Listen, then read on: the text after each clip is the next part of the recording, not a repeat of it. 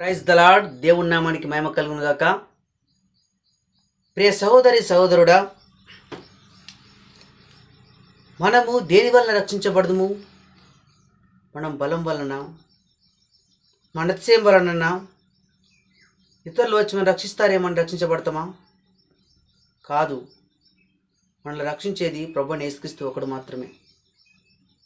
ఆయన తప్ప వేరొక దేవుడు లేడు. ప్రియ సహోదరి సహోదరుడా, ఆయనే నిజమైన దేవుడు, ఆయనే సర్వశక్తిమంతుడు, ఆయనే సర్వాధికారిని వాక్యం సెలుస్తుంది. ప్రియ సహోదరి సహోదరుడా, రక్షింప నేరక ఉండినట్లు నా చేతులు కురుచబైనని దేవుని వాక్యం సెలవిస్తుంది. ఆయన మన కొరకే. ప్రియ సహోదరి సహోదరుడా, కల్వశిలలో మరణించి తిరిగి లేచి పరలోకానికి ఆరోహణమయ్యాడు, మరలా రాబోతున్నాడు. ఎందుకంటే మనము రక్షించబడి ఆయన పరలోక రాజ్యానికి, ఆయన కుడి పార్శ్వం మీద మనలో కూర్చుండబెట్టుటకై ఆయన మన కోసం కల్వరిలో మరణించాడు, మన రక్షణ నిమిత్తమై. తెలుసా ప్రియ సహోదరి సహోదరుడు, మరి మనం ఏ విధముగా ఉన్నాము? దేవుని వాక్యం సెలవిస్తుంది. ఏమన్నా తెలుసా? హబక్కుకు 3వ అధ్యాయము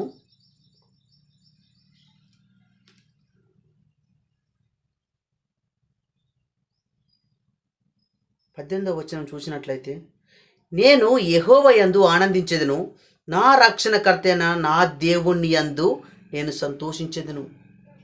నేను యెహోవా యందు మాత్రమే ఆనందించెదను. నా రక్షణకర్త దేవుడట. ఎవరంట?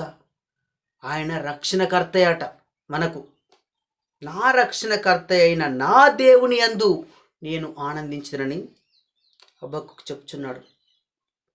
ప్రియ సహోదరి సహోదరుడా, నీవు దేన్ని బట్టి రక్షించుదువో నీకు తెలిసే ఉన్నది గనుక నీ కన్నులు మరి మరుగైనయో లేవో తెలియదు. కానీ ప్రియ సేవకుడా, సహోదరి సహోదరుడా, మరి మనము కొన్ని తెలుసో తెలియకున్నా మరి లోకానుసరణ అలవాట్లకు అలవాటు పడుతున్నావేమో. ప్రియ జాగ్రత్త, దేవుడు నీతోనే మాట్లాడుతున్నాడేమో.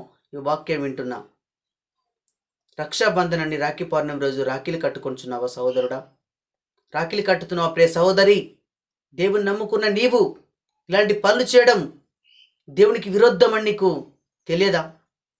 లోకంకు నీకు పొత్తేంటి సహోదరి? లోకంలో నుంచే దేవుడు నిన్ను వేరుపరిచిన దేవుని వాక్యం సెలవిస్తుంది కదా. ఇకనైనా నీ మనోనేత్రములు వెలిగించబడి నీవు తెలుసుకొనవలసింది ఏమనగా, నేను చేసిన తప్పని వెలుగు ఎంచుకోవాలి ప్రియ సహోదరి సహోదరుడా. ఎందుకంటే లోకంలో ప్రజలు వారు చేస్తారు. ఎందుకంటే వారి ఆచారాల ప్రకారము వారి రాఖీ పండుగ చేసుకోవడం వారి తప్పు లేదు. ఎందుకంటే వారికి దేవుని ఎరగని ప్రజలు కనుక వారు చేస్తున్నారు. దేవుని ఎరిగి ఉన్న నీవు అలా చేస్తున్నావంటే అది ఎంతవరకు కరెక్ట్ ప్రియ సహోదరి సహోదరుడా? దేవునికి విరుద్ధమైన పనులు చేయకము. ఆయన భయంకరుడు, ఆయన సర్వశక్తిమంతుడు. ఆయనకు మనము లోబడి ఆయన వాక్యానుసారముగా మనము జీవించాలి ప్రియ సహోదరి సహోదరుడా. అదేవిధంగా అపొస్తలుల కార్యములు 15వ అధ్యాయము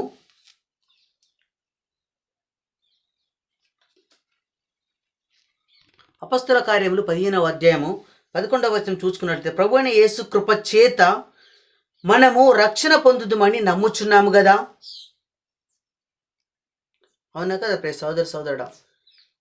ప్రభువైన యేసుక్రీస్తు కృప ద్వారా మాత్రమే మనం రక్షణ పొందుచున్నాము, మనం నమ్ముచున్నాము. కానీ రాఖీలు కట్టడం ద్వారా మనం రక్షణ పొందలేము. నీవు ఏ విధముగా ఉన్నావు సహోదరి సహోదరుడా?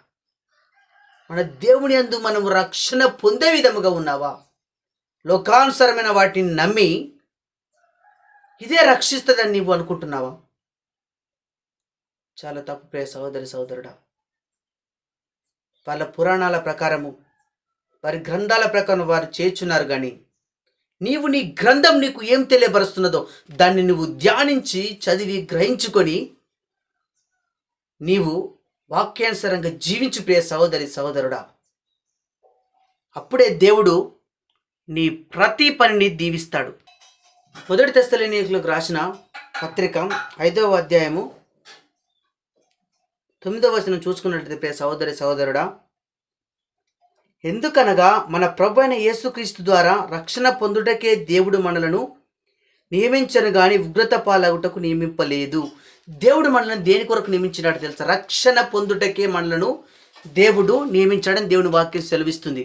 కనుక ఇకనైనా ఇంతవరకు తెలుసో తెలియక మనం అలాంటి పనులు చేసేమో కానీ ప్రియ సహోదరి సహోదరుడా, సేవకుడా, ఎవరైనా కానీ చాలామంది కొంతమంది సేవకులు కూడా రాఖీలు కట్టుకోవడం జరుగుతున్నది.